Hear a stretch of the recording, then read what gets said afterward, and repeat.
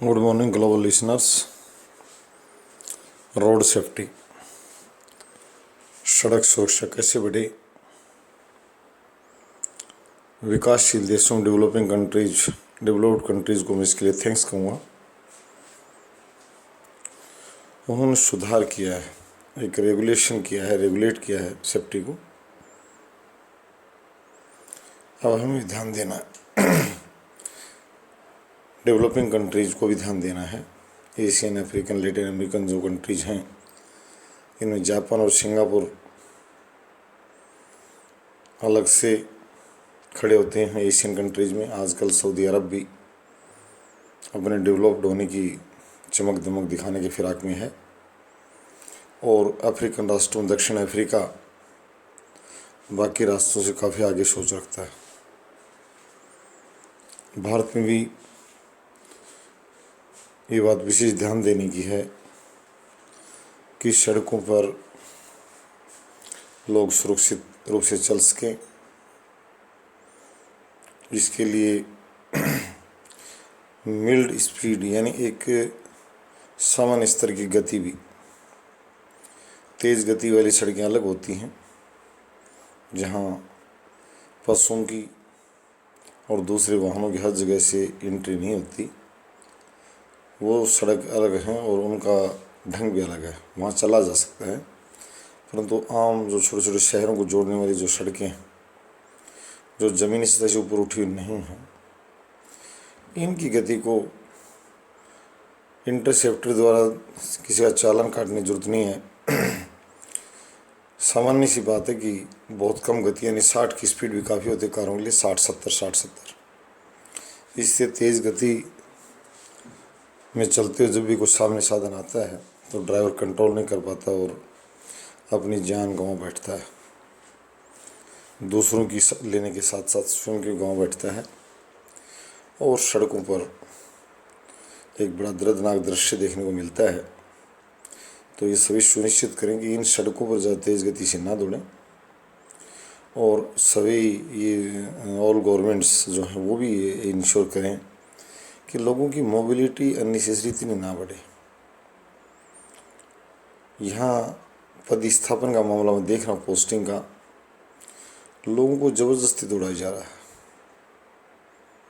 एक मजदूर ने कहा था झारखंड राज्य के ने कि उत्तर प्रदेश वाले हमारे यहाँ हैं और हम यहाँ उत्तर प्रदेश में काम कर रहे हैं।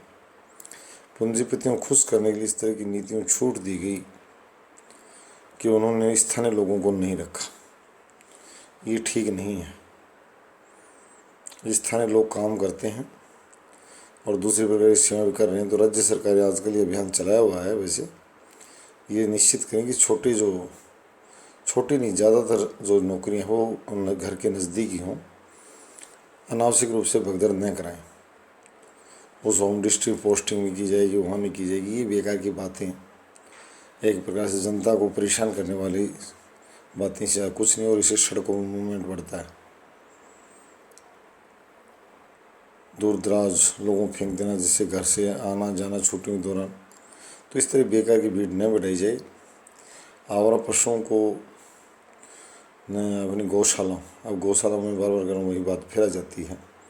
भारत में तो गौशाला एक बहुत अच्छा साधन है सड़कों से आवारा पशु हटाने का। मैंने पहले भी कहा था, सभी नेता, अभिनेता और प्रशासनिक अधिकारी भाषणबाजी और सुझावों के स्थान पर गौशालाओं को प्रबंधन सुनिश्चित चलाने के लिए धन में सहयोग कर दें। टाटा, बिरला, डालमिया, जितने भी नाम चलते हैं, बजाज, मजाज, जो जितने भी हैं, ये सब भैया, जो प्रेम जी, अजीम प्रेम जी, सुप्रिया प्रेम जी, सुष्मिता सेन, ललित मोदी, मोहन मोदी, जितने भी हैं, ये मोदी बंधु। और कर्नाटक में जहाँ जाकर रेड्डी बंधु, यह बंधुओं की भीड़ है और धन बह रहा है। तो गौशालाओं की तरफ चले हैं, और गौशालाओं सशक्त करने के लिए हमने नेशनल गौशाला बनाने पर जो अभियान चलाया था कोहड़वास में, वहाँ वेट भी कर रहे हैं कि वो लोग ज़्यादा से ज़्यादा धन लेकर आए। हम भी लगाने को तैयार खड़े हैं। वहाँ एक सिस्टम डेवलप किया जाए, गौशालाओं को दूध दही की एक प्रकार से नदी बनाने पर प्रयास किया जाए, तभी कुछ बात बन पाई। और पशु हटे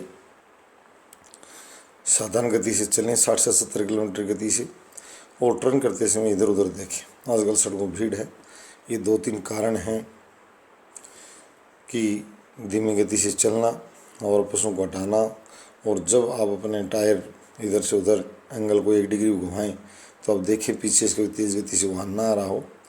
कई बार आपकी मानसिक उपस्थिति किसी और भी बिंदु पर होती है और आप गलती कर बैठते हैं।